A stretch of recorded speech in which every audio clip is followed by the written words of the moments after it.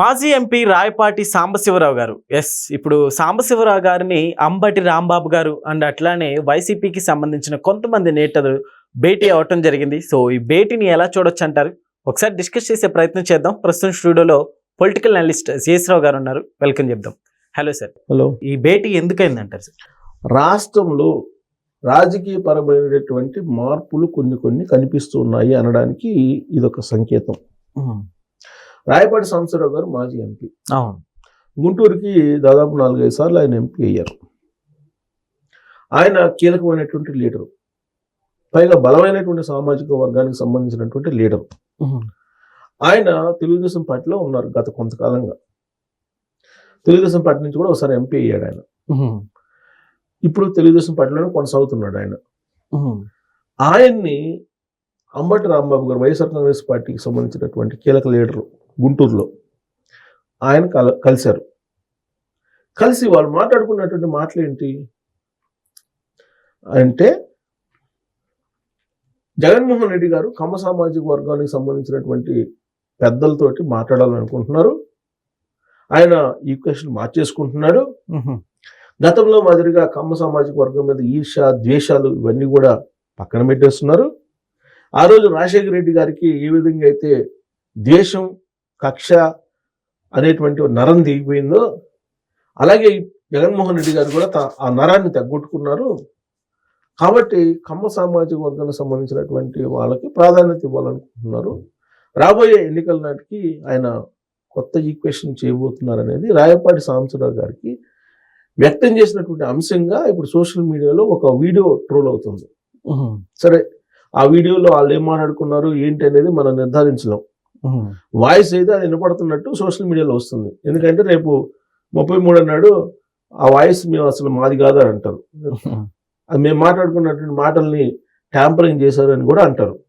ఎందుకంటే artificial intelligence వచ్చింది కాబట్టి, డీప్ టెక్నాలజీ యుగంలో ఉన్నాం కాబట్టి మనం వాటిని వాళ్ళిద్దరే మాట్లాడుకున్నారని చెప్పి మనం నిరూపించడానికి కూడా అవకాశం లేదు ఇప్పుడు.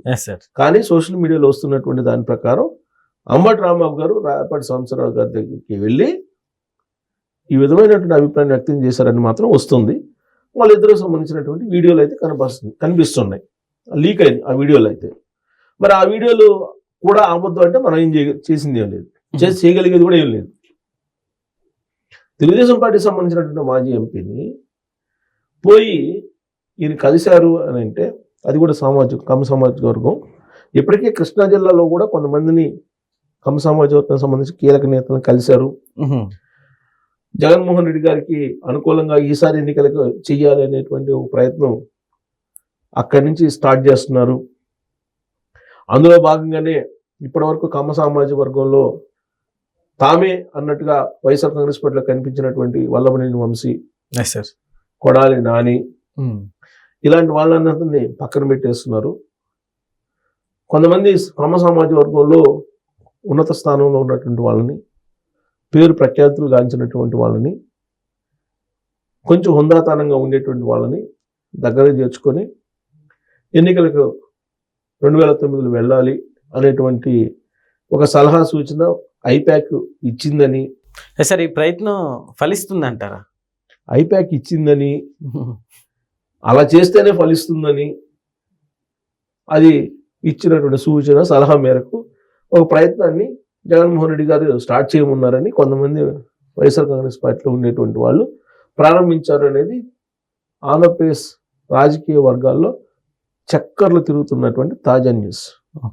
మరి ఆ సామాజిక వర్గం వెళ్తుందా వైఎస్ఆర్ కాంగ్రెస్ పార్టీలోకి? 2019 నుంచి 2024 మధ్యలో ఆ పర్టికులర్ సామాజిక వర్గం జగన్మోహన్ రెడ్డి గారి ఆదేశాల మేరకు ఏ విధంగా ఇబ్బంది పడేలా పోలీసులు వ్యవహరించారనేది అందరికీ తెలుసు. పోలీసులు ఏ విధంగా ఆ సామాజిక వర్గం మీద ఏ విధంగా విరుచుకుపడ్డారో తెలుసు. అమరావతి రాజధానికి భూములు ఇచ్చినటువంటి రైతులను ఏ విధంగా కొల్లబొడిచారో తెలుసు. ఆ కొల్లబొడిపించుకున్నటువంటి వాళ్ళు అదే సామాజిక వర్గానికి సంబంధించినటువంటి వాళ్ళు ఎక్కువ మంది ఉన్నారని కూడా తెలుసు. వాళ్ళు ఇప్పుడు జగన్మోహన్ రెడ్డి గారి పక్షాన్ని చేరతారా వెళ్ళి అని అంటే, ఇక్కడ కొంతమంది మాట్లాడుతున్న దాని ప్రకారం ఆ సామాజిక వర్గానికి సంబంధించినటువంటి వాళ్ళు ప్రస్తుతం ఉన్నటువంటి కూటమి ప్రభుత్వం కమ్మ సామాజిక వర్గానికి సంబంధించినటువంటి వాళ్ళకు ప్రాధాన్యత ఇవ్వట్లేదు. పర్టికులర్లీ కృష్ణా, గుంటూరు జిల్లాలు, ప్రకాశం జిల్లా, ఈ జిల్లాల్లో తొలి నుంచి ఆ సామాజిక వర్గం ఆధిపత్యం ఉండేది. కానీ తెలుగుదేశం పార్టీ కూటమి ప్రభుత్వం వచ్చిన తర్వాత, చంద్రబాబు గారు ముఖ్యమంత్రి అయిన తర్వాత ఆ సామాజిక వర్గానికి అన్యాయం జరుగుతుంది.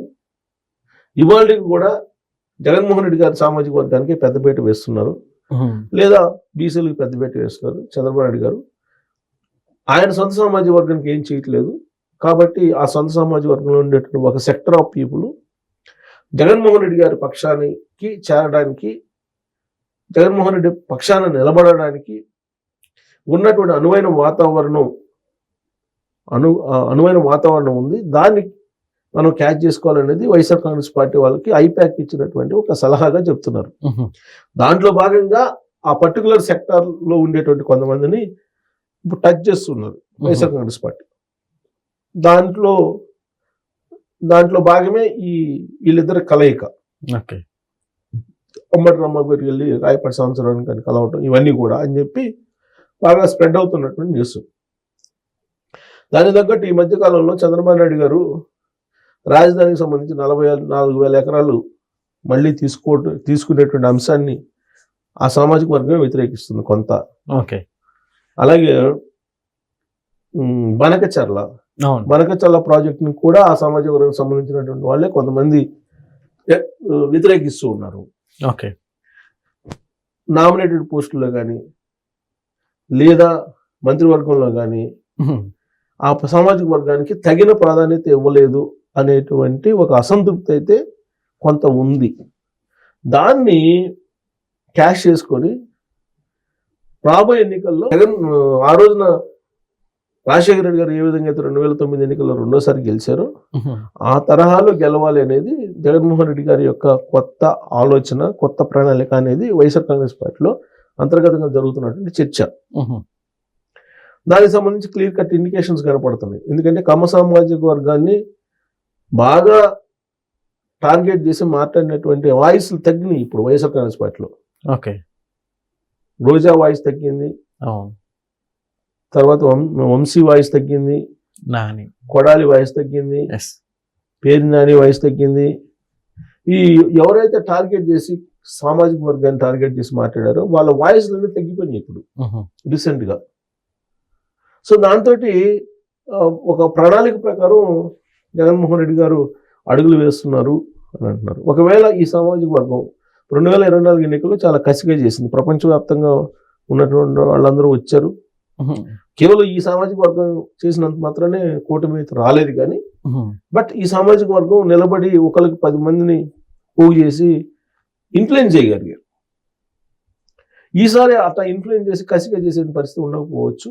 దాన్ని మినిమైజ్ చేసే ప్రయత్నం చేస్తున్నారు జగన్మోహన్ రెడ్డి గారు అనేది ఇప్పుడు తాజాగా కొంతమంది మాట్లాడుకుంటున్నటువంటి సిచ్యువేషన్, బోత్ అటు వైఎస్ఆర్ కాంగ్రెస్ పార్టీలో కానీ ఇటు తెలుగుదేశం పార్టీలో కానీ. మరి ఆ సామాజిక వర్గాన్ని ఇప్పుడు చంద్రబాబు నాయుడు గారు గతంలో మాదిరిగా నిలుపుకోవాలంటే ఆయన పదవులు ఇవ్వాలి, కానీ పదవులు ఇవ్వు. ఆ సామాజిక వర్గానికి పదవులు ఇవ్వట్లేదు, గౌరవం లభించట్లేదు అనేది కొంతమంది భావిస్తూ ఉన్నారు. సో దీంతో ఇప్పుడు అమరావతి, కృష్ణా గుంటూరు జిల్లాకు సంబంధించినటువంటి అమరావతిలో ఉండేటువంటి వాళ్ళు కానీ, లేదా చంద్రబాబు నాయుడు గారి పాలసీలు నచ్చినటువంటి వాళ్ళు కానీ ఆయన సొంత సమాజ వర్గంలో కూడా ఉన్నారు. అలాంటి వాళ్ళని తమ వైపు తిప్పుకునే ప్రయత్నం జగన్మోహన్ రెడ్డి గారు చేస్తున్నట్టు ఇప్పుడు కదలికలు కనిపిస్తూ ఉన్నాయి. మరి రాబోయే రోజుల్లో అది వర్కౌట్ అవుతుందనంటే 2019-2024 మధ్య జరిగినటువంటి ఘట్టాలని, సంఘటనలని మెమరీ చేసుకుంటే కనుక ఆ సామాజిక వర్గం అటువైపు వెళ్ళదు. లేదు ఈ అంతకన్నా దారుణంగా ఇక్కడ కూడా ఉంది, అవమానపడుతున్నాం అనుకున్నప్పుడు ఒకవేళ కొంత భాగం వెళ్తే వెళ్ళొచ్చు. వెళ్ళినంత మాత్రం జగన్మోహన్ రెడ్డి గారు క్లిక్ అవుతారని అంటే, బలం చేకూరుతుందా అని అంటే, ఆయన కాపు సామాజిక వర్గాన్ని ఇప్పుడు పూర్తిగా కోల్పోయిన ఫీలింగ్ లో ఉన్నారు. ఆయన ఎంచర్లు మాట్లాడుకుంటున్న మాట వైఎస్ఆర్ కాంగ్రెస్ పార్టీలో అంతర్గతంగా జరుగుతున్న చర్చ ఇది. కాపు సామాజిక వర్గం ఓట్లు సంపూర్ణంగా ఆయన కోల్పోయారు. సో దీంతో వీళ్ళని కొంత భాగం తీసుకొచ్చుకుంటే మేలు జరుగుతుంది అనేది ఆయన ఈక్వేషన్. ఎవరి ఈక్వేషన్ అనుకుంటే బహుశా ఆ ఈక్వేషన్ మరి ఎవరు చెప్పారో ఏంటో ఐపాక్ వాళ్ళు చెప్పినట్టు సలహాలు ఏమో అది ఫాలో అవుతున్నట్టు కనిపిస్తుంది. Okay sir, thank you.